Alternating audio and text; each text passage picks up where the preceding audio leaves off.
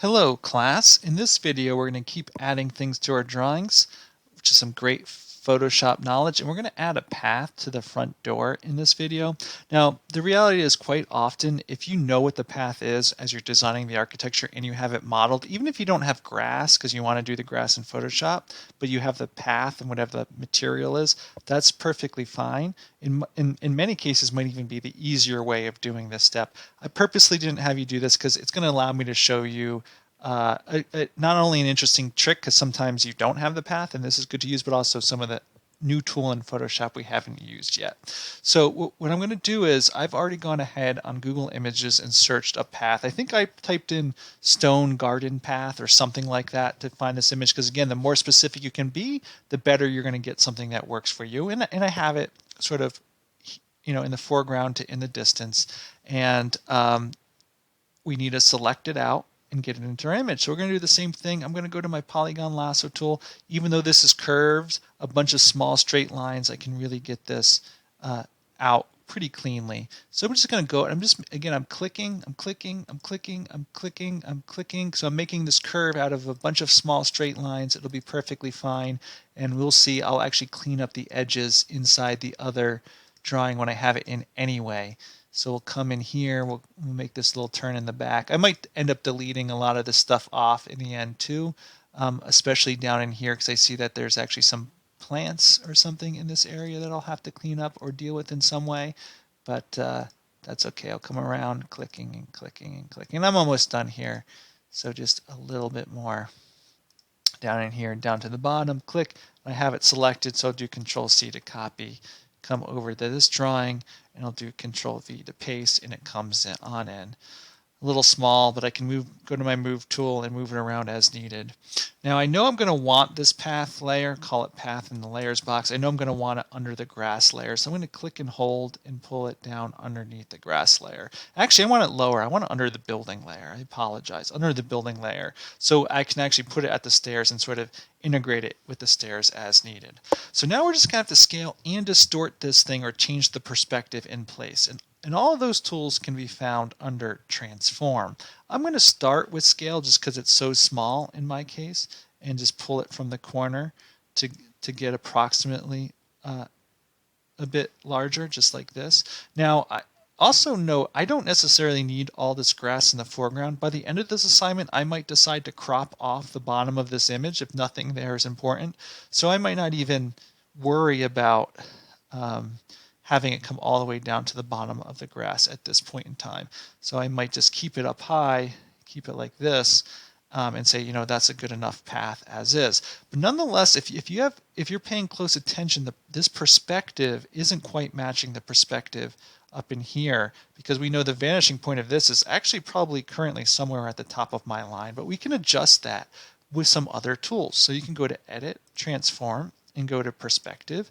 And if I pull on the corners here, you can see it's almost as like flattening it out a little bit, which is what I need to do. And I can move it up in. I could also alternatively change this side to go in or out, whatever you need to match your perspective. Give it a good look. Try to be careful about what you're doing. It is a bit tricky. I might even move it down here. It's okay if the path goes off your page as well. There's no issue with that. But when you feel like the perspective is matching, I think, there we go. Just adjustments back and forth, it'll work. Another tool that might help you once you get starting close is the Distort tool. So you can just go to Distort, and then when you pull the corner, it's going to allow you to shift this a little bit. So if I wanted to pull it more into the image or off the image that way, I can integrate it in with this little setting area that I have. You can do that as well. So just scale to start, then some perspective, and then distort if you need it.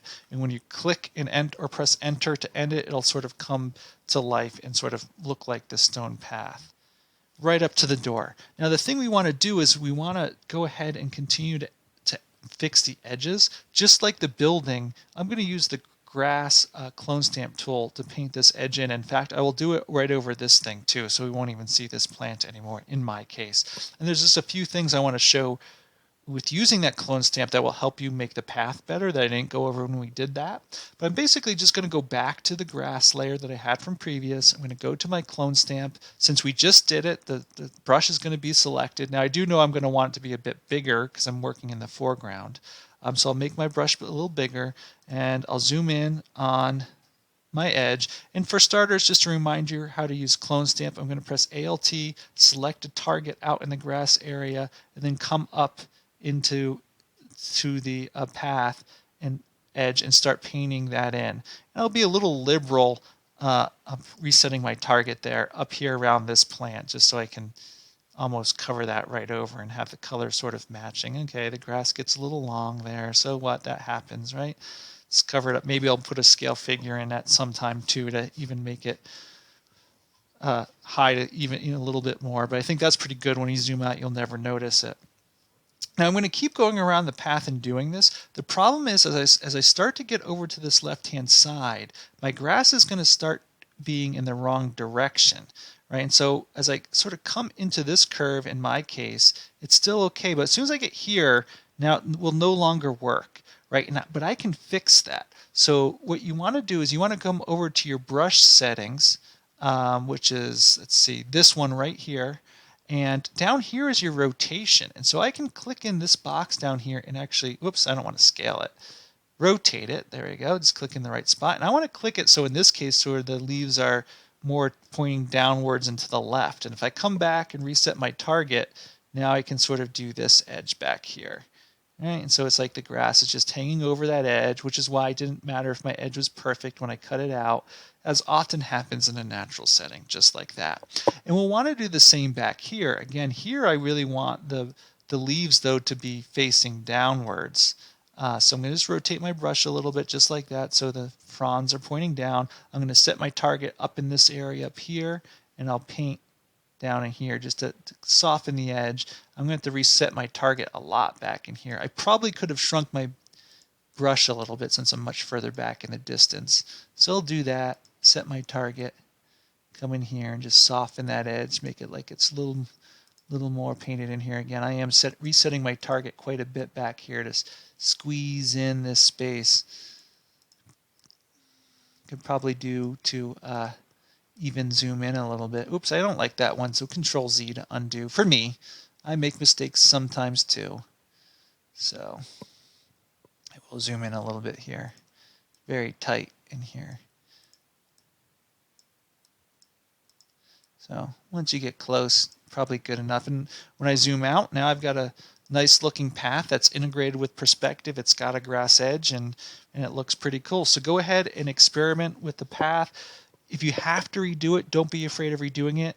I would say this is, for this assignment, this is probably the hardest step. It's the one that traditionally students sort of struggle with a little bit. So if you are in that case, don't worry. I've been doing this a while, so try again. You might need to pick a different path if the image isn't working for you. Don't worry about that either. Give it a couple goes, but if you are starting to struggle a little bit too much, see me during office hours or whatever the case might be, and we'll get it done. So good luck with that, and I'll see you in the next video.